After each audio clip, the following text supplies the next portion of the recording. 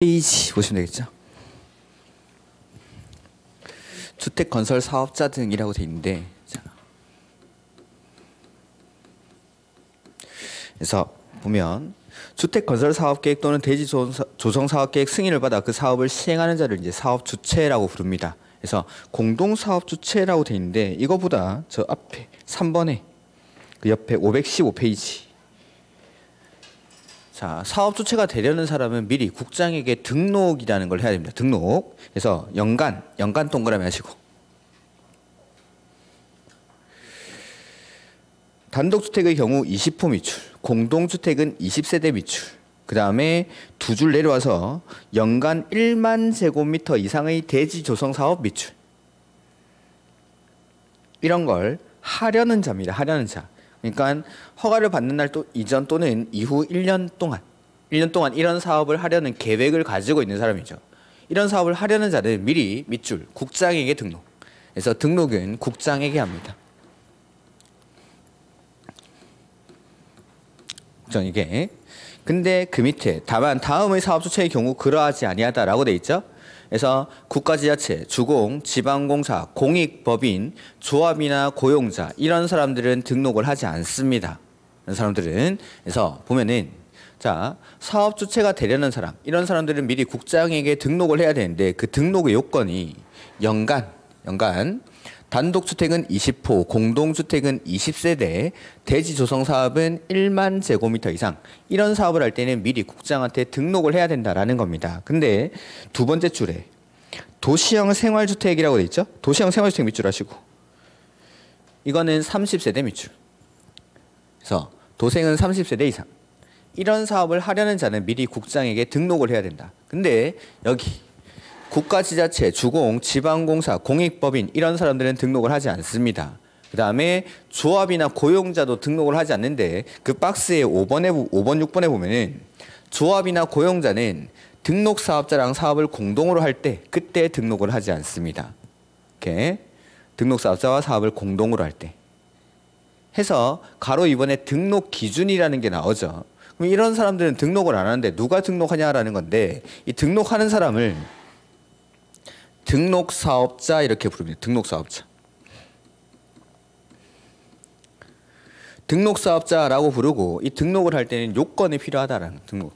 그래서 등록 기준이라고 해서 동그라미 1번에 주택건설사업 또는 대지조성사업의 등록을 하려는 자는 다음의 요건을 모두 갖추어야 한다라고 돼 있고 이 경우라고 돼 있는데 그걸 좀 이따가 해서 밑에 보면은 주택건설사업자, 대지조성사업자 이렇게 있는데 자본금이라고 돼 있죠. 두 번째 칸에. 자, 등록사업자를 크게 나누면은 요렇게 법인이랑 개인 이렇게 구분할 수 있습니다.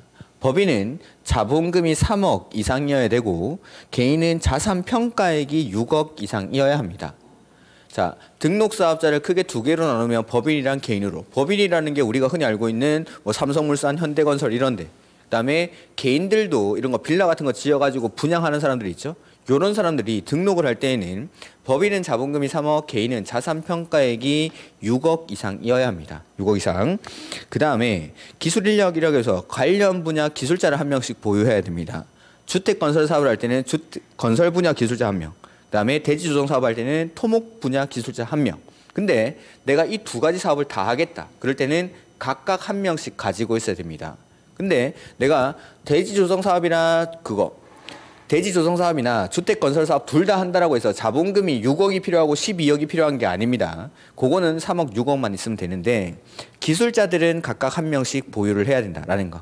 이렇게. 그다음에 사무실 면적이라고 해서 사업 수행을 필요한 장비를 갖출 수 있는 사무실을 가지고 있으면 됩니다. 그래서 자, 등록할 때 법인은 자본금이 얼마죠?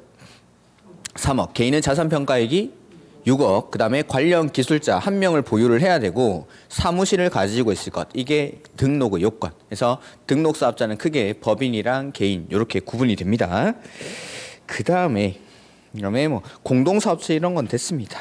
그 다음에 등록의 결격사 이런 것들은 다음에 보도록 하죠.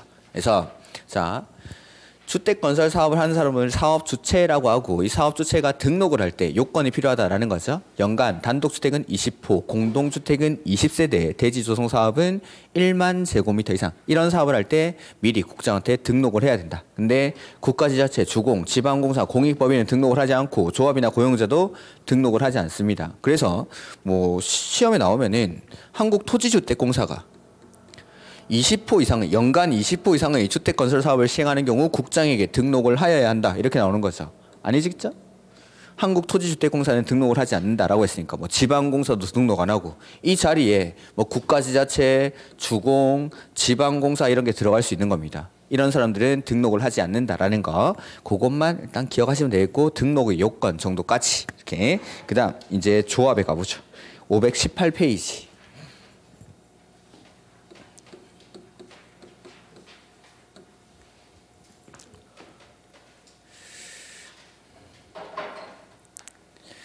주택조합이라고 돼 있는데 조합원의 자격이라고 돼 있죠.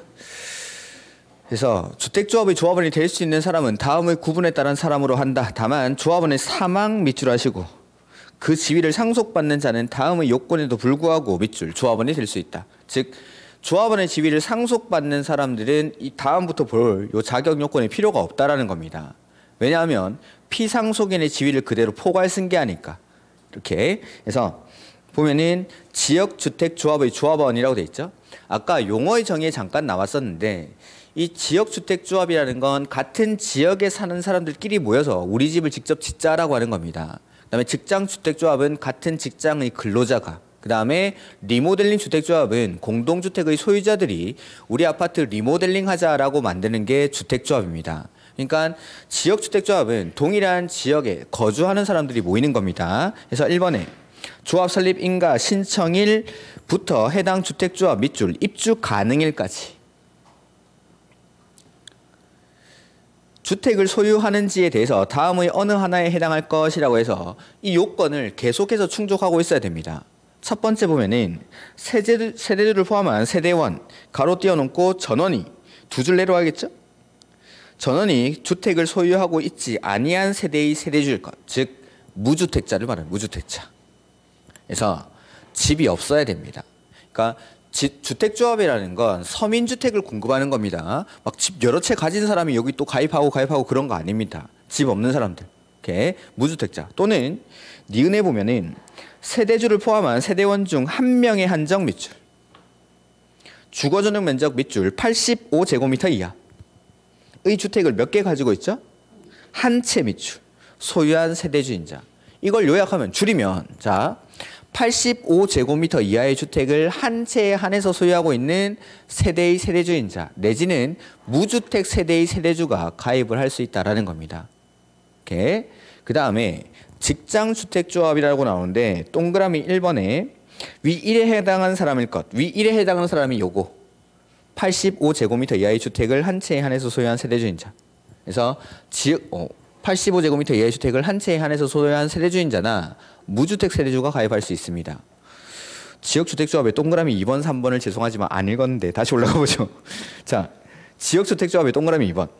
조합 설립 인가 신청을 현재 구분된 지역의 밑줄 6개월 이상 계속 거주하여 온 사람일 것.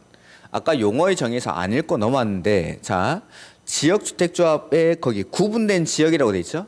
그 구분된 지역이라는 게 서울 지역 같은 경우에는 서울, 경기, 인천을 같은 지역으로 봅니다. 그러니까 자 서울에서 지역주택조합원을 모집한답니다. 근데 나는 인천에 거주하고 있는 거죠. 이 사람 가입할 수 있습니다. 경기도 사람들도 가입할 수 있습니다. 근데 부산 사람이 서울에서 만드는 지역주택조합에는 가입할 수 없습니다. 이렇게 해서 서울, 경기, 인천이 같은 지역으로 묶여 있고 뭐 대전 같은 경우에는 뭐 충남이라든지 충북이라든지 충남이나 세종시 그다음에 전라도 같은 경우에는 전북이 따로 있고 광주랑 전남이 묶여 있고 부산 같은 경우에는 부산, 울산, 경남이 같은 지역으로 묶여 있습니다. 이러한 지역 안에 6개월 이상 거주할 것을 요건으로 한다라는 거. 그다음에 세 번째 보면은 본인 또는 본인과 같은 세대별 주민등록표상에 등재되어 있지 않은 배우자가 같은 내지는 다른 지역 직장 주택 조합의 조합원이 아니어야 합니다. 즉 세대원 중에 한 명만 가입할 수 있다라는 거죠. 한 명만. 서민주택이니까 막 여러 군데 가입해가지고 여러 개 받고 이런 게 안 됩니다. 집 여러 개 있는 사람들도 막 가입할 수 없고. 그래서 요거 요약해 보면은 여기 1번에 일단 지역주택조합은 동일한 지역에 얼마 이상 거주해야 되죠. 6개월 이상 거주해야 되고 85제곱미터 이하의 주택을 한 채에 한해서 소유한 세대주인자나 무주택 세대주가 가입할 수 있습니다. 그리고 본인 또는 배우자가 같은 내지는 다른 지역 직장 주택조합의 조합원이 아닐 것을 요건으로 합니다. 그 다음에 직장주택조합의 1번은 요 위에랑 똑같았죠. 85제곱미터 이하의 주택을 한 채에 한해서 소유한 세대주인자나 무주택 세대주가 가입할 수 있습니다. 다만이라고 돼 있죠. 국민주택을 공급받기 위한 직장주택조합 쭉 밑줄. 국민주택을 공급받기 위한 직장주택조합. 은 일의 기역에 해당하는 세대주로 한정한다라고 돼 있죠. 일의 기역이 뭐냐면 요거 무주택 세대의 세대주입니다. 자, 그러니까 이 직장주택조합이라는 거. 직장주택조합은 종류가 두 개가 있습니다. 근로자들이 직접 아파트를 짓는 건설하는 직장주택조합이 있고 방금 밑줄 친 게 국민주택을 공급받기 위한이라고 돼 있었죠? 국민주택, 지어져 있는 국민주택을 그냥 사오는 직장주택조합이 있습니다. 이렇게 직장주택조합 안에는 종류가 두 개가 있습니다. 그래서 이걸 앞으로는 공급받는 직장주택조합이라고 부르겠습니다. 그래서 직장주택조합은 직접 아파트를 지을 수도 있고 지어져 있는 주택을 그대로 공급받을 수도 있습니다. 요거는 직접 짓는 게 아니라 그냥 지어져 있는 걸 사오는 거죠. 그러니까 요건을 좀 더 까다롭게 합니다. 무주택자만 가입할 수 있다. 이렇게. 그 다음에 리모델링 주택조합은 그냥 공동주택의 소유자들이 조합원이 됩니다. 공동주택의 소유자가. 그래서 보면은 1번에 사업계획 승인을 받아 건설하는 공동주택의 소유자 뿐만 아니라 동그라미 3번에 건축 허가를 받아 분양을 목적으로 건설한 공동주택의 소유자도 가입할 수가 있습니다. 그래서 사업계획 승인, 즉 주택법에 따라서 지어진 아파트뿐만 아니라 허가받아 지어진 아파트에서도 요거 리모델링 주택조합을 설립할 수가 있습니다. 그리고 이번에 보면은 복리시설을 함께 리모델링 할 때에는 그 복리시설의 소유자도 같이 조합원이 될 수가 있습니다. 아직 안 넘어갔습니다. 오케이. 동그라미 2번에. 그래서 요 소유자들이 조합원이 된다라는 거. 이게 조합원의 자격 요건입니다. 자격 요건. 이런 사람들이 조합원이 될 수 있습니다. 그래서 다시 한번 해보면은 지역주택조합, 직장주택조합, 리모델링 주택조합 이렇게 구분이 되고 이 직장주택조합은 다시 건설하기 위한 직장주택조합이랑 공급받기 위한 직장주택조합 이렇게 구분을 합니다. 이렇게 해서 지역주택조합은 첫 번째 동일한 지역에 6개월 이상 거주를 해야 되고 85제곱미터 이하의 주택을 한 채에 한해서 소유한 세대주인자나 무주택 세대주가 가입할 수 있습니다. 그 다음에 본인 또는 배우자가 같은 내지는 다른 지역 직장 주택조합의 조합원이 아니어야 합니다. 그 다음에 직장주택조합 역시 85제곱미터 이하의 주택을 한 채에 한해서 소유한 세대주인자나 무주택 세대주가 가입할 수 있죠. 근데 국민주택을 공급받기 위한 직장주택조합은 누구만? 무주택자만. 국민주택을 공급받기 위한 직장주택조합은 무주택자만. 그 다음에 거기 동그라미 2번 안 읽었죠? 죄송합니다. 직장주택조합에 동그라미 2번 안 읽었죠? 방금 쉬는 시간에 설날에 내려가야 돼서 기차표를 제가 새벽에 일어나서 막 예매를 했습니다. 금요일날 내려가는 표를. 근데 모르고 실수로 그걸 예매를 취소하는 바람에 표가 날아가서 계속 이거 신경이 쓰이네. 죄송합니다. 새벽에 일어나서 힘들게 예매했는데. 자, 동그라미 2번에 자, 직장주택조합은 같은 직장의 근로자일 것을 요건을 합니다. 그래서 직장주택조합의 동그라미 2번 거기 조합 설립 인가 신청일 현재 동일한 특광시군 안에 소재하는 동일한 국가기관, 지자체, 법인에 근무하는 사람일 것. 그냥 줄이면 동일한 직장의 근로자일 것을 요건으로 한다 그 말입니다. 동일한 직장의 근로자일 것. 그 다음에 이것도 마찬가지. 본인이나 배우자가 같은 내지는 다른 직장 지역 주택조합의 조합원이 아니어야 합니다. 세대 중 한 명만 가입할 수 있다 그 말이죠. 그 다음에 리모델링 주택조합은 소유자들이 조합원이 된다라는 거. 이런 사람들이 주택조합의 조합원의 자격이 있는 사람들입니다. 이렇게 다음 페이지 보죠. 자격 보유 간주 이런 거 됐고 가로 3번에 조합원의 수 나오죠? 자, 조합 설립 인가를 신청하기 위해서는 일정 수 이상의 조합원을 모집을 해야 됩니다. 모집을. 일정 수 이상의 조합원이 모집돼야 이 조합 설립 인가를 신청할 수 있습니다. 그래서 조합원의 수는 거기 보면은 주택조합은 거기 밑줄 하죠. 주택건설 예정세대수. 주택건설 예정세대수. 가로 띄워놓고 의 50% 이상의 조합원 밑줄. 으로 구성하되 조합원은 밑줄 20명 이상이어야 한다. 자, 보면은 조합원의 수는 주택건설 예정세대수의 얼마 이상으로? 50% 이상. 근데 조합원은 최소 20명 이상이어야 한다라는 거죠. 자, 주택조합이 1000세대의 아파트를 지으려고 했습니다. 그럼 조합원은 최소 몇 명을 모집해야 되죠? 500명 이상을 모집을 해야 된다라는 겁니다. 50% 이상으로. 자, 100세대를 짓기 위해서는 50명 이상을 모집해야겠죠? 그럼 30세대를 짓기 위해서는 얼마를 모집해야 되죠? 30세대를 짓기 위해서는 조합원의 수가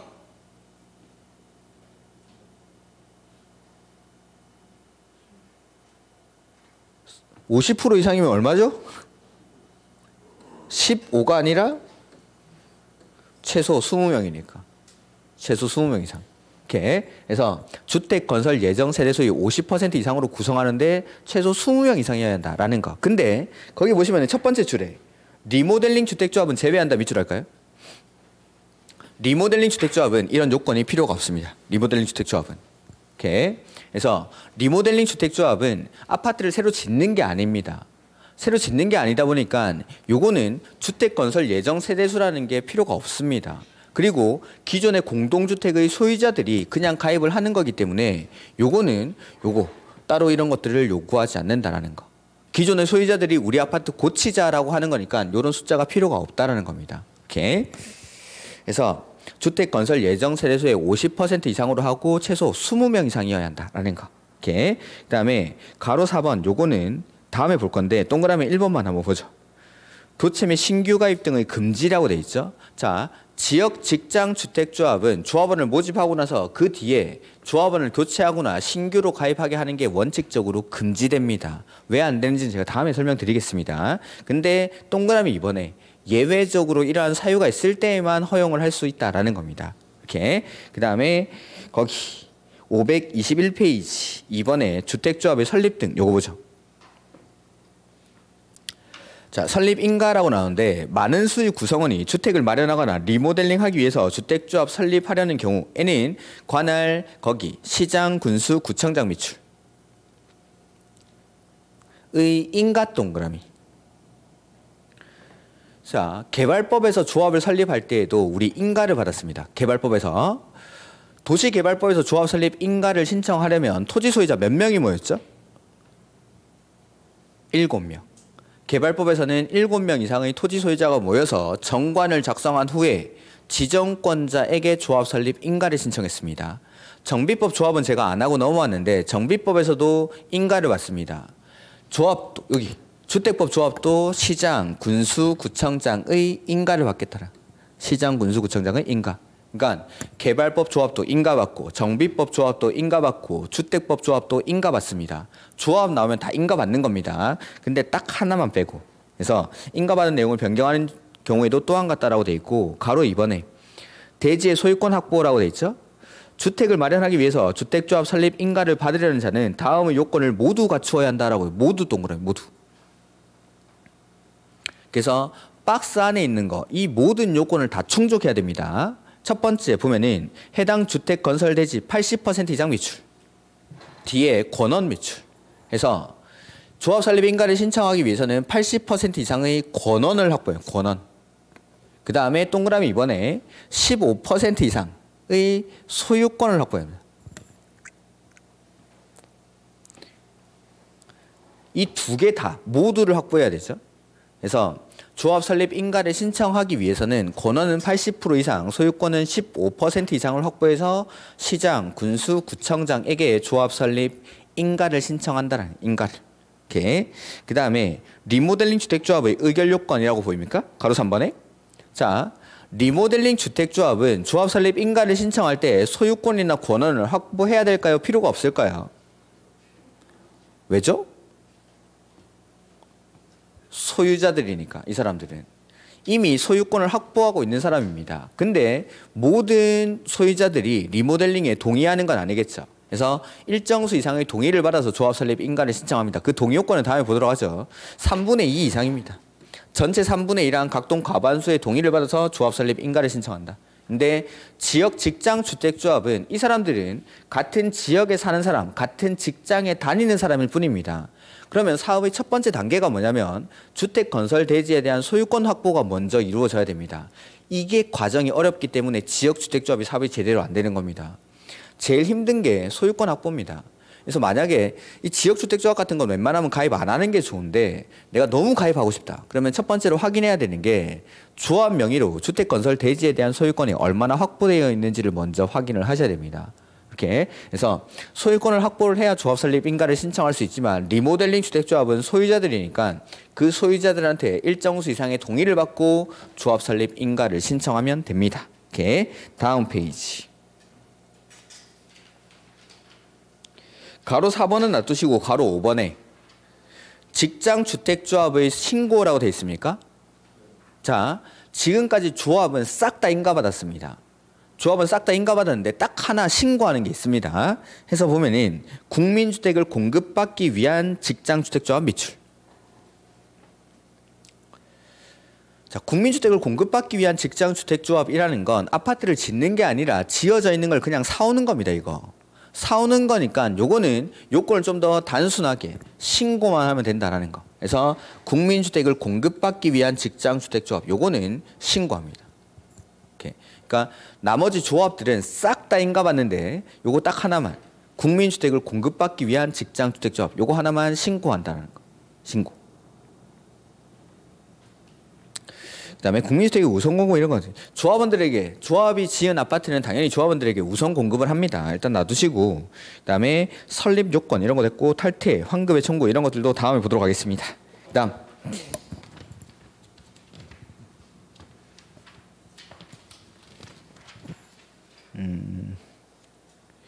업무의 대행 이런 것들도 지금 볼 필요 없고 526페이지 가보죠.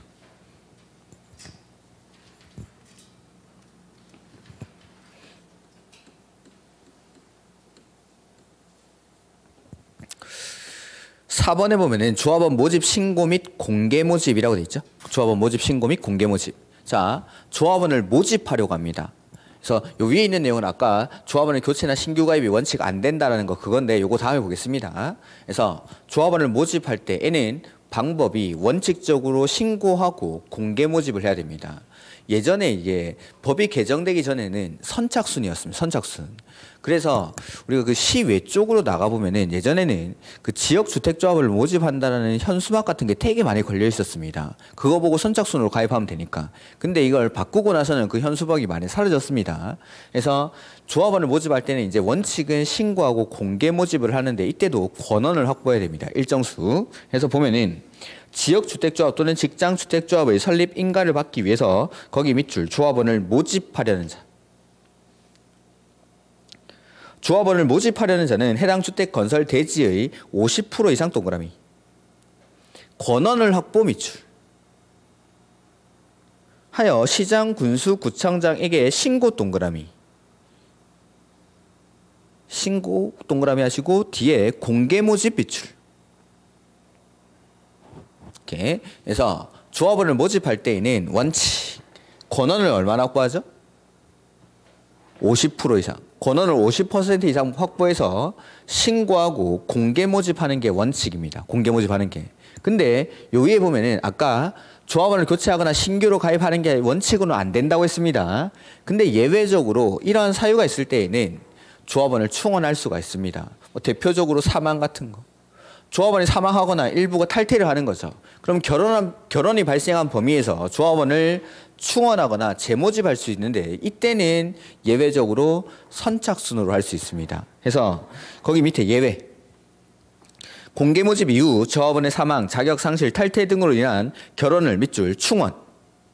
그 밑에 재모집 밑줄. 충원하거나 재모집할 때에는 쭉 빗줄하죠. 신고하지 아니하고 선착순의 방법. 해서 원칙은 권원 50% 이상을 확보해서 신고하고 공개 모집하는 게 원칙. 다만 조합원을 충원하거나 재모집할 때는 신고하지 아니하고 선착순의 방법으로 모집할 수 있다라는 거. 그러면은 자, 조합 설립 인가를 신청하기 위해서는 먼저 일정 수 이상의 조합원을 모집을 해야 됩니다. 그러니까 첫 번째는 모집하는 게 사업의 첫 번째 단계입니다. 모집하는 게.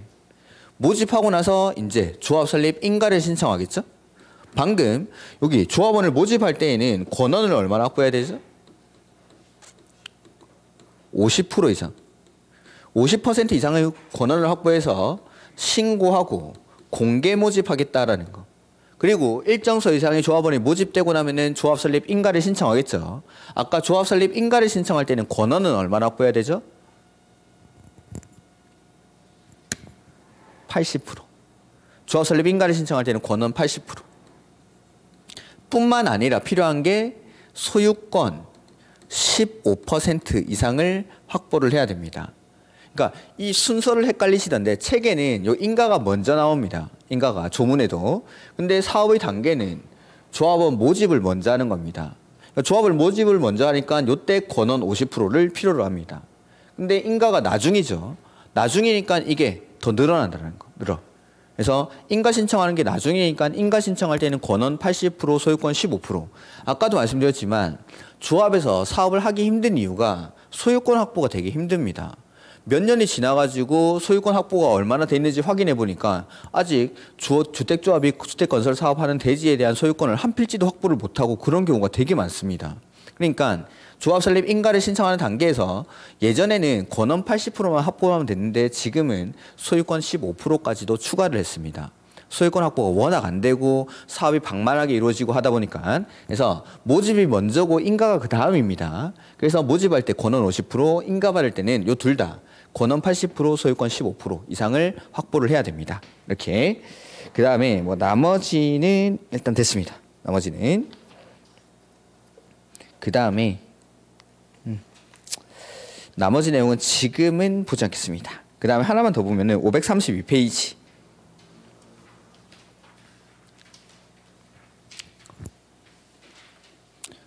532페이지 가보시면은 자 가로 1번에 사업계획 승인 신청이라고 돼 있죠.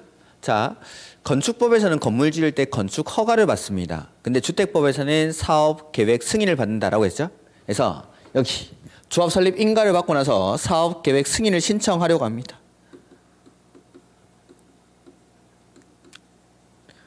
조합 설립 인가를 받고 나서 사업계획 승인을 신청하고 이제 사업에 착수를 하는 겁니다. 요때 이 사업계획 승인은 인가받은 날로부터 2년 내에 사업계획 승인을 신청을 해야 된다라는 거. 그래서 거기 사업계획 승인의 신청이라고 해서 주택조합은 설립 인가받은 날부터 밑줄하시고 2년 동그라미. 사업계획 승인을 신청해야 한다는 거. 이렇게. 그 다음에 나머지 내용은 됐습니다. 여기까지. 조합은. 이게 이제 조합에서 기본적인 내용들입니다. 다시 한번 확인해 보죠. 자, 보면은 첫 번째 조합원의 자격이었죠. 자격.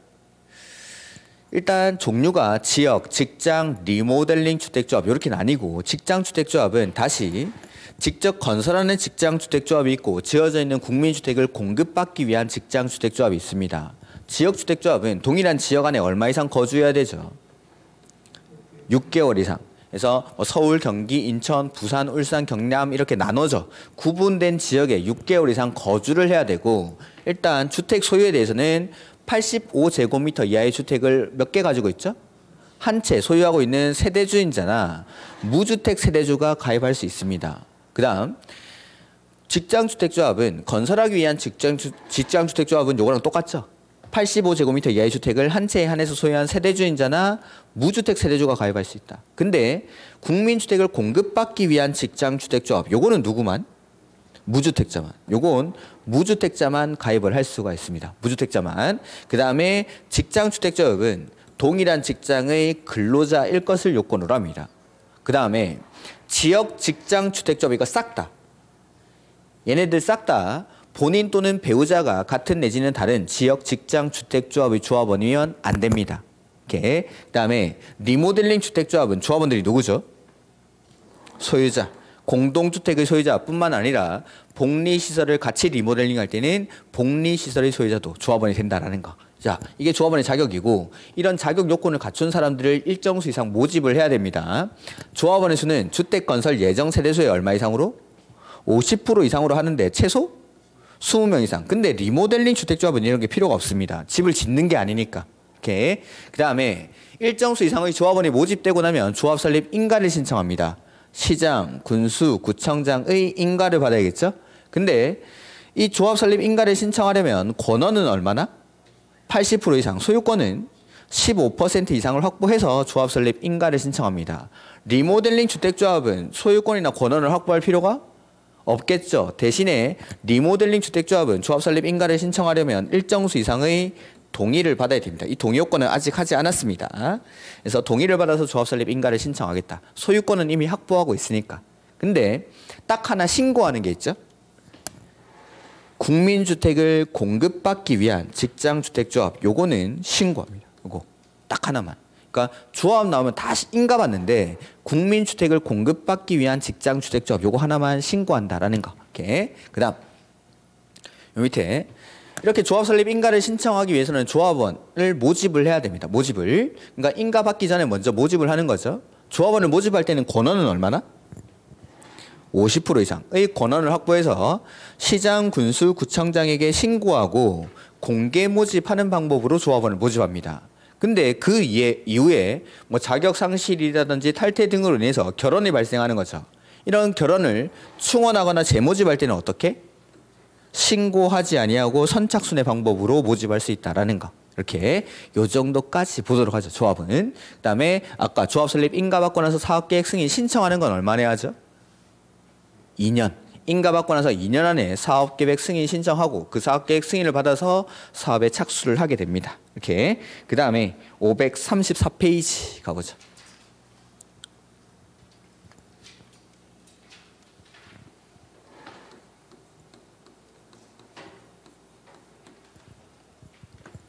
주택건설 사업의 시행이라고 되어 있죠. 자, 우리가 이제 건축법에서 일반적으로 건물을 건축하거나 대수선할 때는 허가라는 걸 받습니다. 허가. 근데 주택법에서 주택건설 사업이나 대지 조성 사업을 할 때 그때는 사업계획 승인을 받습니다. 사업계획 승인. 어떻게 다른지를 한번 보여드리면, 자, 건축법에서는 건축 허가를 받겠다라는 거. 허가를 받고 나서 착공을 하는데 이 착공할 때에는 공사 계획을 신고해줘야 된다라고 했죠. 그 다음에 이 허가 전에 제도가 하나 있었는데 건축물의 입지나 규모에 대한 사전 결정이라는 제도가 있었습니다. 사전 결정. 이렇게. 그 다음에 착공을 하고 나서 공사가 완료가 되면 건물을 사용하기 전에 뭐 받아야 되죠? 사용 승인. 건축법에서는 사용 승인이라고 했습니다. 그러니까 자, 건축법의 건축 허가에 대응되는 개념의 주택법에서는 사업계획 승인이고 건축법의 사용 승인에 대응되는 개념이 주택법에서는 사용 검사입니다. 이렇게. 그래서 시험이랑 관련해서 제가 이 절차를 그냥 맞춰 놓은 겁니다. 이렇게. 그래서 자, 아까 사업 주체가 되려는 사람은 미리 국장한테 등록을 해야 됐죠. 그 등록의 요건이 연간 단독주택은 20호, 공동주택은 20세대, 대지 조성 사업은 1만 제곱미터 이상, 도생은 30세대 이상, 이런 사업을 할 때 미리 국장에게 등록을 해야 됩니다. 그리고 이런 사업 주체가 주택건설 사업이나 대지 조성 사업을 할 때는 사업계획 승인을 받습니다. 자, 원래 건물 지을 때는 건축 허가를 받아야 되죠. 그러면 사업계획 승인에서 첫 번째로 나오는 건 어떤 사업을 할 때 사업계획 승인을 받느냐, 이게 첫 번째입니다. 그래서 이게 사업계획 승인의 대상인데 우리 거기 가로 1번에 사업계획 승인의 대상이라고 되어 있습니까? 그거 한번 보죠. 다음에서 정하는 호수 이상의 주택건설 사업을 시행하려는 자 또는 그 뒤에 밑줄 1만 제곱미터 이상의 대지 조성 사업을 시행하려는 자는 사업계획 승인권자에게 사업계획 승인을 받아야 된다. 즉, 요 밑에 박스 있죠? 요 박스에 있는 것들이 사업계획 승인의 대상입니다. 사업계획 승인의 대상. 요런 사업을 할 때는 건축 허가를 받는 게 아니라 사업계획 승인을 받아야 된다라는 거죠. 그래서 박스 안에 1번 단독주택은 얼마라고 돼 있죠? 30호. 그 다음에 그 밑에 동그라미 2번에 공동주택은 얼마라고 돼 있죠? 30세대. 그러니까 제가 여기 한 번이라고 했는데 지금 내가 사업계획 승인하는 대상입니다. 대상. 내가 지금 요거 짓겠습니다라고 하는 대상이 단독주택은 30호, 공동주택은 30세대, 대지 조성 사업은 1만 제곱미터 이상일 때, 이럴 때 사업계획 승인의 대상이 된다는 겁니다. 요거 짓겠습니다라고 하는 대상이 30호, 30세대 1만 제곱미터 이상일 때. 그러면 자 내가 25세대의 공동주택을 건축하려고 합니다. 이건 사업계획 승인 받아야 합니까? 아니죠. 사업계획 승인은 30세대 이상이니까. 그러면 25세대의 공동주택 지을 때는 뭐 받아야 되죠? 허가. 사업계획 승인 대상이 아니라는 건 이제 일반법, 건축법으로 가는 겁니다. 건축법으로. 사업계획 승인 대상에 해당하지 않는다. 그건 건축 허가를 받는다. 그러니까 원래 모든 건물의 건축에 대해서는 허가를 받아야 되는 거죠. 근데 이런 거 할 때는 사업계획 승인 받아라 그런 뜻입니다. 그럼 사업계획 승인 대상이 아닌 것 허가 대상이다라는 거. 이렇게. 그래서 원칙은 단독주택은 30호, 공동주택은 30세대, 대지 조성 사업은 1만 제곱미터 이상일 때 사업계획 승인을 받겠다라는 겁니다. 이렇게. 근데 물론 예외가 있죠. 예외적으로 단독주택은 50호, 공동주택은 50세대 이상부터 사업계획 승인을 받겠다라는 거. 자, 50세대 50호부터 사업계획 승인을 받는다라는 건 규제를 강화하는 걸까요? 완화하는 걸까요? 자, 보면은 원칙은 29개까지는 허가를 받고 지을 수 있다 그 말입니까? 원칙은 30호 이상부터 사업계획 승인을 받는다라고 했으니까 29개까지는 허가를 받을 수 있다라는 거죠.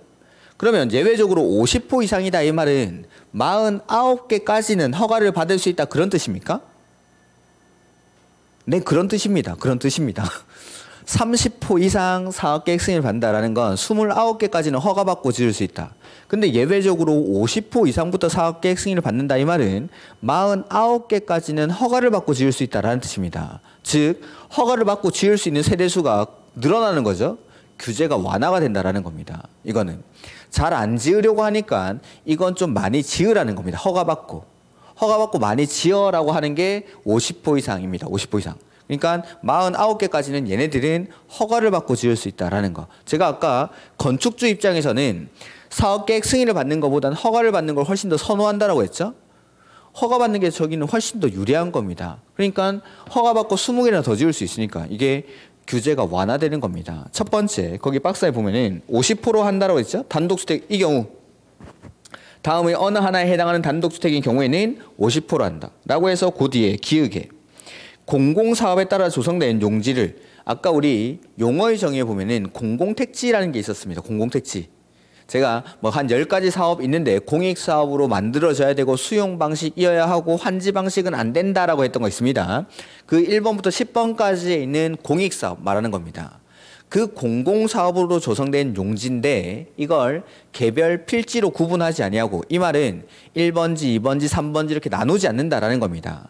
그리고 일단의 토지로 공급받아 한 덩어리로 공급받아서 건설하는 단독주택 이걸 다른 말로 하면 단독주택 단지입니다. 단독주택 단지.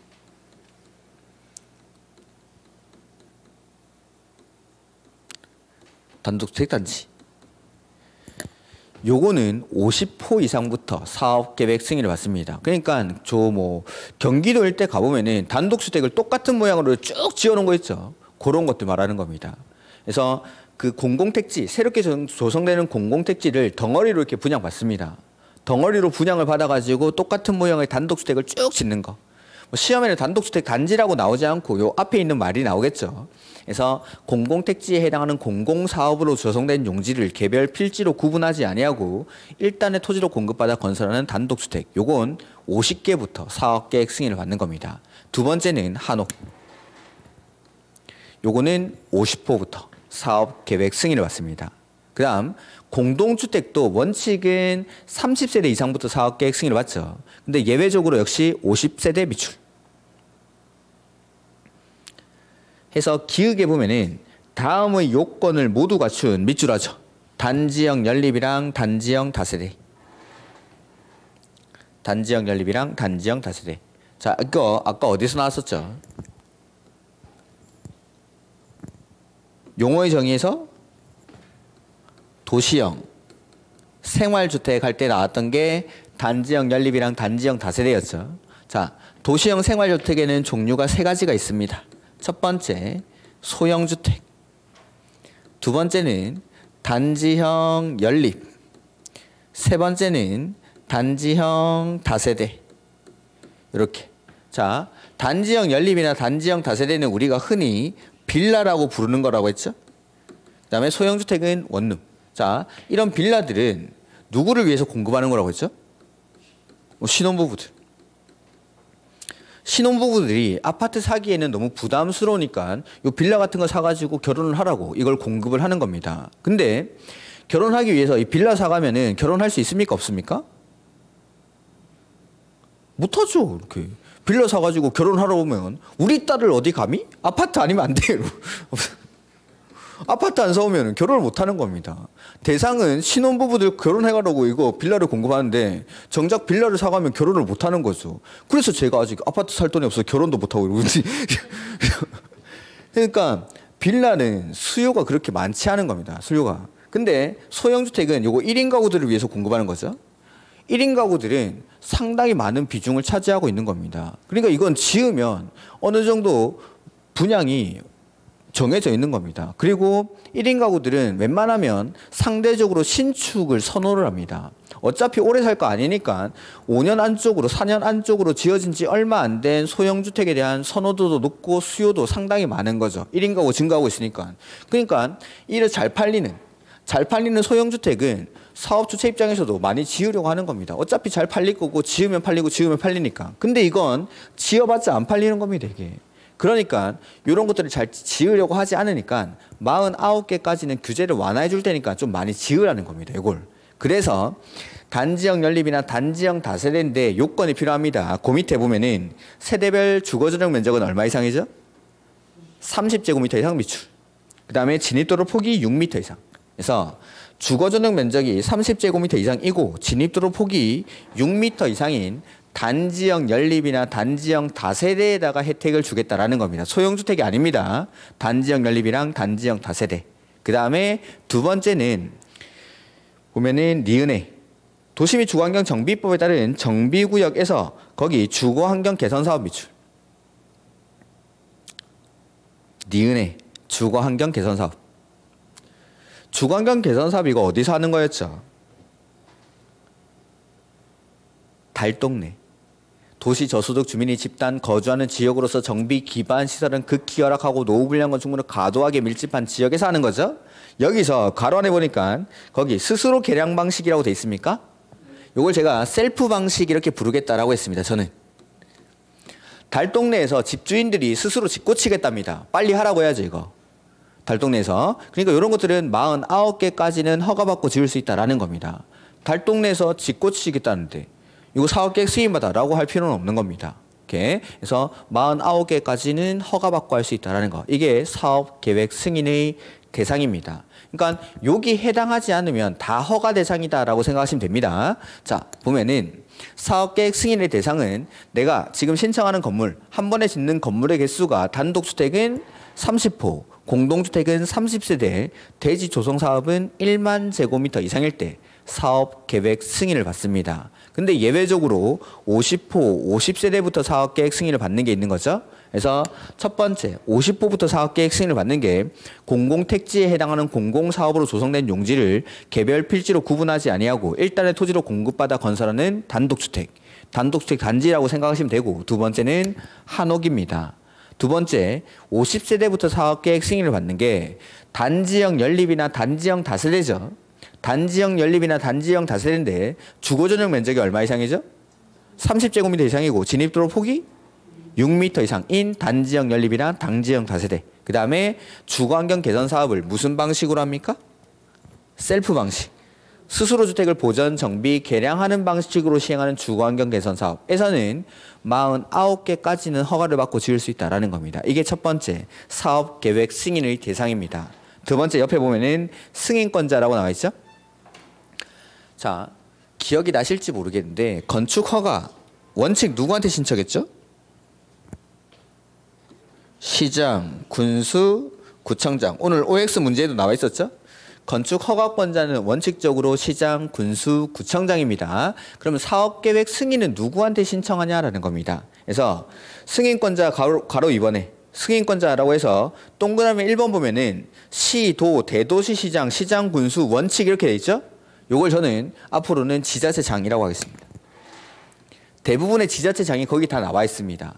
그래서 시, 도지사, 대도시 시장, 시장, 군수 이렇게 돼 있는데 동그라미 기역, 동그라미 니은 보시면은 면적 10만을 가지고 구분합니다. 면적 10만을 가지고 해서 기역에 주택 건설 사업 또는 대지 조성 사업으로서 해당 밑줄 대지 면적이 10만 이상. 10만 이상. 그 밑에 니은에 10만 미만 밑줄. 그래서 10만 이상인지 10만 미만인지를 가지고 구분을 합니다. 그래서 10만 이상일 때는 거기 보면은 그 하나 둘 세 번째 줄에 시도지사 보입니까? 가로 안에 시도지사 밑줄 하시고 그 밑에 줄에 대도시 밑줄.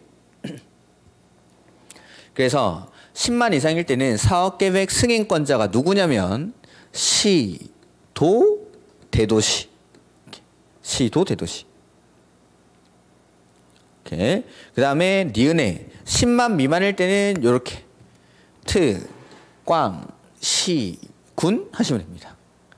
그래서 원칙적인 사업계획 승인권자는 지자체장입니다. 지자체장인데 면적 10만을 가지고 구분하는 거죠. 10만 이상일 때는 시, 도, 대도시. 10만 미만일 때는 특광시군. 근데 이걸 제가 이렇게 풀어서 놨습니다. 보면은 10만 미만일 때는 특, 광, 시, 군인데 10만 이상일 때는 시, 도, 대도시죠. 이 시가 풀었으면 특별시, 광역시가 되죠. 특별시, 광역시. 도지사랑 같이 나오는 시는 항상 특별시, 광역시. 그 다음에 도지사, 대도시, 시장. 요렇게 왜 썼냐면 자 여기서 10만 이상이든 10만 미만이든 특별시나 광역시에서는 사업계획 승인을 누가 하죠? 특별시장, 광역시장이.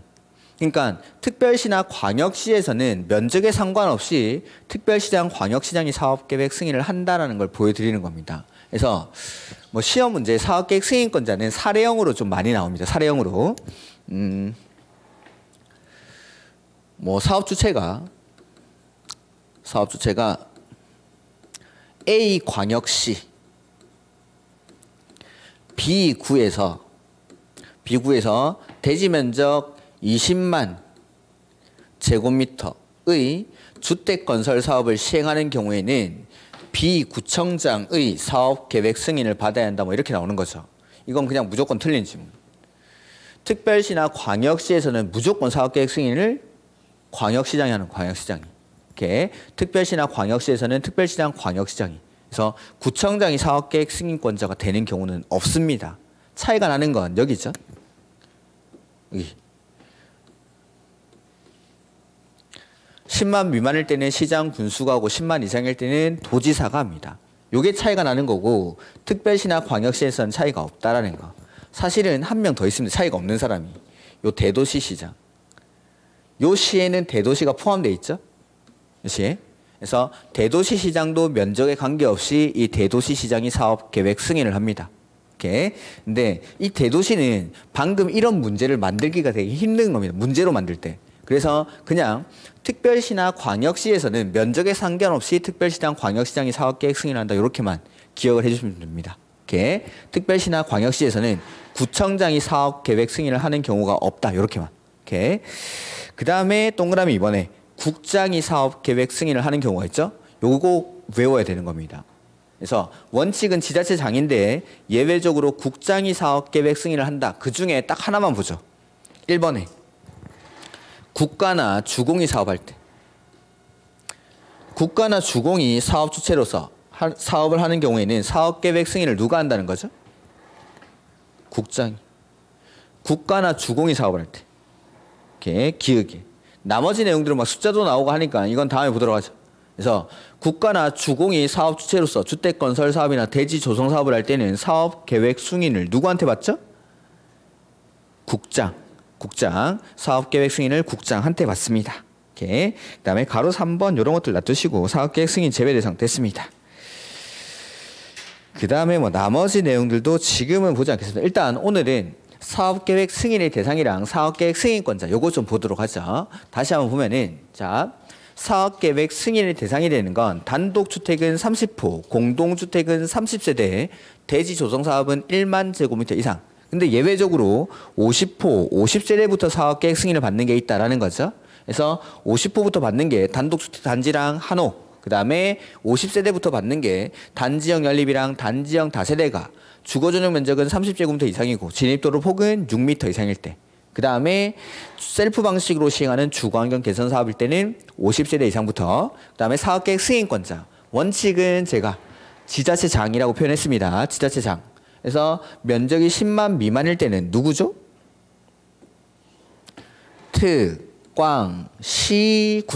특광시군. 근데 10만 이상일 때는 시, 도, 대도시 이렇게 하시면 됩니다. 해서 면적에 상관없이 특별시나 광역시에서는 무조건 이 사람들이 특별시장, 광역시장이 사업계획 승인을 한다라는 거. 근데 예외적으로 국장이 사업계획 승인을 하는 경우가 있습니다. 첫 번째 뭐였죠? 국가나 주공이 사업할 때. 국가나 주공이 사업주체로서 사업을 할 때에는 사업계획 승인을 누가 합니까? 국장. 요것만. 국가나 주공이 사업할 때는 국장이 사업계획 승인을 한다는 거. 이렇게 사업계획 승인권자가 달라집니다. 그 다음 대지의 소유권 확보 이거 놔두시고 그 다음에 사업계획 포함 내용 이런 거 됐고 그 다음에 뭘 볼 거냐면 어디 갔지? 538페이지. 538페이지의 맨 밑에 10번 보죠. 10번. 사업계획의 이행이라고 되어 있습니다. 사업계획의 이행. 이게 무슨 말이냐면 승인받고 나서 얼마 안에 착공을 해야 되냐라는 겁니다. 그래서 우리 건축허가에서 허가를 받고 나면 일정 기간 안에 착공을 해야 됩니다. 이거 얼마였습니까? 2년. 허가 받고 나서 원칙적으로 착공하는 건 2년 안에 착공을 해야 됩니다. 2년 안에 공사를 시작해야 되는데 2년 안에 공사를 시작하지 않는 거죠. 그럼 허가를 어떻게 했죠? 취소? 네. 하여야 한다. 취소하여야 한다. 이렇게. 그래서 허가 받고 나면 원칙 2년 안에 공사를 시작해야 되고 안 하면 허가를 취소하여야 한다라고 했습니다. 근데 사업계획 승인은 오늘 원칙만 보겠습니다. 원칙적으로 5년 안에 공사를 시작을 해야 됩니다. 5년 안에. 안 하면 이 사업계획 승인은 취소할 수 있습니다. 취소할 수 있다. 그래서 제가 여기서 하여야 한다를 강조 드린 겁니다. 허가 받고 나서는 2년 안에 공사를 시작해야 되고 안 하면 허가를 취소하여야 한다. 근데 승인 받고 나서는 원칙 5년 안에 착공합니다. 안 하면 취소할 수 있다. 그리고 뭐 다음에도 말씀드릴 건데 주택법에서는 이 취소라는 글자가 나오면 뒤에는 무조건 할 수 있다면 무조건 취소하여야 한다 나오면은 그냥 내용에 상관없이 틀린 지문입니다. 딱 한 개만 빼고. 딱 한 개는 나중에 뒤에 나오니까 그거는 문제 풀 때 제가 말씀드릴 거고 그냥 주택법에서는 취소라는 글자가 나오면 뒤에는 무조건 할 수 있다고 나와야 됩니다. 딱 하나만 빼고. 그래서 주택법에서는 취소 다 할 수 있다면 다. 이렇게. 그래서 오늘 요 원칙만 볼 겁니다. 그래서 공사 착수 의무 기간이라고 써놨는데 단지 전체에 대해서 승인을 받았을 때는 승인 받은 날로부터 5년 안에 공사를 시작을 해야 됩니다. 다만 이것도 정당한 사유가 있으면 1년의 범위에서 연장할 수 있습니다. 근데 안 하는 거죠. 그래서 사업 주체가 공사 착수 기간을 위반해서 공사를 시작하지 아니하면 승인은 어떻게 할 수 있죠? 취소할 수 있다라는 거. 자, 보면은 539페이지 맨 위에 일반 사업 시행 시 사업계획 승인을 받은 경우라고 해서 승인받은 날로부터 밑줄 하시고 5년 동그라미. 5년. 그래서 원칙은 승인받고 나서 5년 안에 공사를 시작을 해야 됩니다. 근데 여기 맨 밑에 12번에 사업계획 승인의 취소라고 보입니까? 사업계획 승인권자는 다음의 어느 하나에 해당하는 경우 사업계획 승인을 밑줄 취소할 수 있다. 밑줄 할 수 있다. 그래서 다음 페이지에 보면은 사업 주체가 다음 페이지에 사업 주체가 10을 위반해서 공사를 시작하지 아니한 경우 아까 원칙 승인받고 나서 얼마 안에 착공해야 된다고 했죠. 5년 안에 착공 안 했을 때 이럴 때는 사업계획 승인을 어떻게 한다는 거죠. 취소할 수 있다라는 거. 요것만. 그래서 공구별로 할 때 이게 달라지는 게 있는데 요거 다음에 보겠습니다. 일단 허가받고 나서는 아까 비교했던 거. 허가받고 나서는 원칙 2년 안에 공사를 시작을 해야 되고 안 하면 허가를 취소하여야 한다. 이게 어디 나와 있냐면 거기 539페이지 옆에 보면은 539페이지 옆에 작은 글씨 보입니까? 거기 비교라고 돼 있죠? 거기 이게 비교가 돼 있습니다. 이렇게. 그래서 오늘 막 예외적인 것까지 보면 헷갈리니까 허가받고 나서 원칙은 2년 안에 공사를 시작해야 되고 안 하면 허가를 취소하여야 한다. 근데 승인받고 나서는 원칙 얼마 안에? 5년 안에 공사를 시작해야 되고 안 하면 승인을 취소할 수 있다. 이렇게 나뉘는 겁니다. 이렇게. 그 다음에 나머지 내용은 일단 지금은 안 봐도 되고 자, 쭉쭉 넘어가서 공사가 완료가 됩니다. 공사가 완료되고 이 건물을 사용하려면 뭐 받아야 되죠? 사용검사. 건축법에서는 사용승인, 주택법에서는 사용검사라고 부릅니다. 그래서 요거는 어디 나오냐면 저 뒤에 나올 건데 556페이지 한번 가보시죠.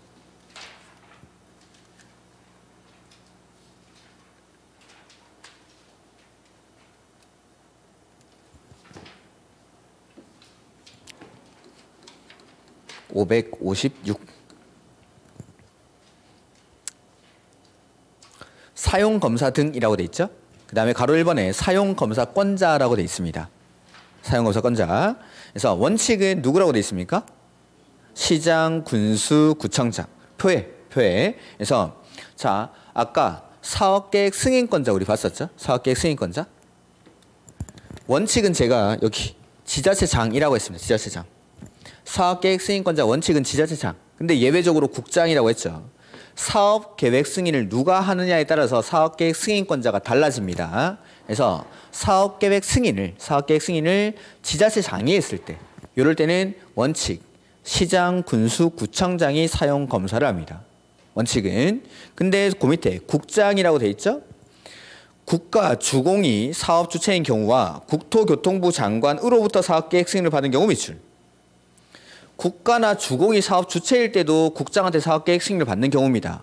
그리고 국장으로부터 사업계획 승인을 받았을 때 그럴 때는 요 사용검사도 국장에게 신청을 하겠다라는 거. 그래서 원칙은 시장, 군수, 구청장의 사용검사를 받아야 하는데 국장이 사업계획 승인을 했을 때는 사용검사도 국장이 합니다.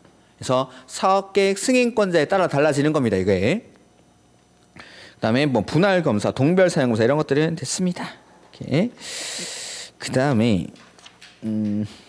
공업화 주택의 인정 뭐 이런 것들도 됐고. 그 다음에 요거 하나만 더 보면은 556페이지에 가로 3번 아까 보던 거 거기 사용검사의 통보라고 돼 있죠. 자 여기 보면은 건축법에서 공사가 완료되고 나면 사용 승인을 신청합니다. 사용 승인을. 이 신청을 받은 허가권자는 사용 승인을 내어주기 위한 검사는 제가 7일 안에 한다라고 했습니다.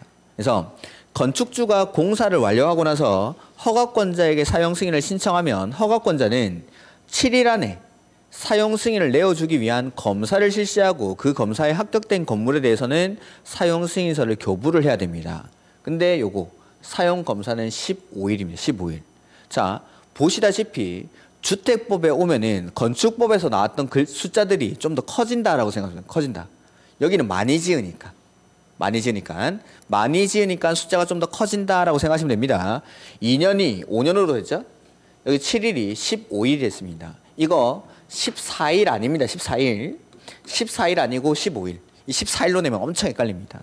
7일 보름, 7일 보름, 7일 보름 요렇게. 7일, 그 다음에 여기는 보름 15일이지 14일이 아닙니다. 그래서 허가받고 나서 공사가 완료되면 사용 승인은 7일 안에 내어줘야 되고 사용 검사는 15일 이렇게 구분합니다. 그래서 거기 보시면은 가로 3번에 사용 검사의 통보라고 해서 사용 검사권자는 사용 검사의 대상인 주택 또는 대지가 사업 계획의 내용에 적합한지 여부 등을 확인한 후 그 신청일부터 15일 동그라미 사용 검사를 하여야 한다라는 거. 사용 검사를 해야 한다. 이렇게. 그다음에 뭐 나머지는 됐습니다. 이것도 마찬가지.